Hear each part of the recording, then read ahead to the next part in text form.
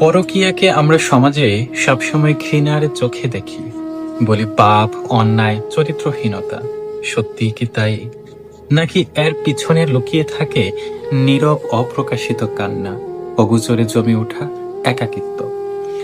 একটা মেয়ে যখন ভালোবাসার স্বপ্নে ভর করে বিয়ে করে বা সম্পর্কে জড়ায়, তখন তার প্রত্যাশা বড় কিছু নয়।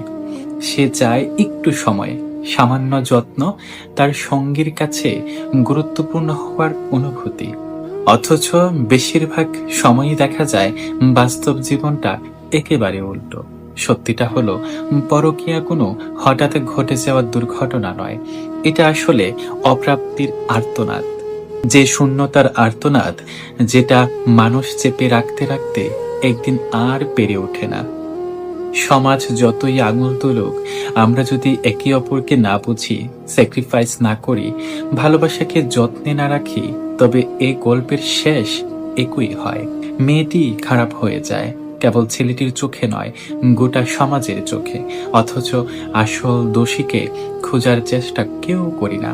পরকীয়া শুধু সম্পর্ক ভাঙার গল্প নয়, এটা আসলে একটা সম্পর্কের ভিতরে ভালোবাসার মৃত্যু, আর অন্য কোথাও বেঁচে থাকার আকুতি। নিজের অজান্তে হয়ে ওঠে ভরসার জায়গা। সেই মানুষটি হতে পারে ফোনে খোঁজ নেয়, মন খারাপে সান্ত্বনা দেয়, সময় দেয়। মেয়েটি তখন বুঝে সে আর একা না। এখানেই শুরু হয় সেই সম্পর্ক যেটাকে সমাজের চোখে পরকীয়া বলা হয়। একটু ভাবুন তো, দোষটা বা অন্যায়টা আসলে কোথায়? সে নিজের একাকিত্ব থেকে মুক্তি খুঁজতে ভালোবাসার একটু ছায়া খুঁজেছে, নাকি দোষ সে পুরুষের যে প্রতিদিন দায়িত্বের আড়ালে তার ভালোবাসার মানুষটিকে উপেক্ষা করেছে? সত্যিটা হলো, পরকীয়া কোনো হঠাৎ ঘটে যাওয়া দুর্ঘটনা নয়। সে পেতে চায় হারিয়ে যাওয়া আত্মাটাকে। এটা কোনো পরকীয়া নয়, এটা এক নারীর জীবনে হঠাৎ ফুটে ওঠা বসন্ত। যে বসন্ত সে তার ঘরের মানুষের কাছে পেতে চেয়ে ব্যর্থ হয়েছে। এটা কোনো পরকীয়া নয়। যদি কোনো একজন মানুষ তার জীবনে আসে, যে গোপনীয়তা, নিরাপত্তা দিতে জানে, তার না পাওয়াগুলোকে বুঝে, শ্রদ্ধা করে তার সীমাবদ্ধ থাকে, তাহলে সে ফিরে যায় তার ফেলে আসা দিনগুলোতে।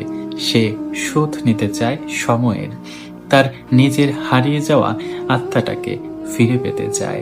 এটা কোনো পরকীয়া নয়, এটা এক নারীর ফুটে ওঠা বসন্ত, যে বসন্ত তার কখনোই দেখা হয়নি, ছোঁয়া হয়নি, শুধু ছিনিয়ে নেওয়া হয়েছিল। ধন্যবাদ।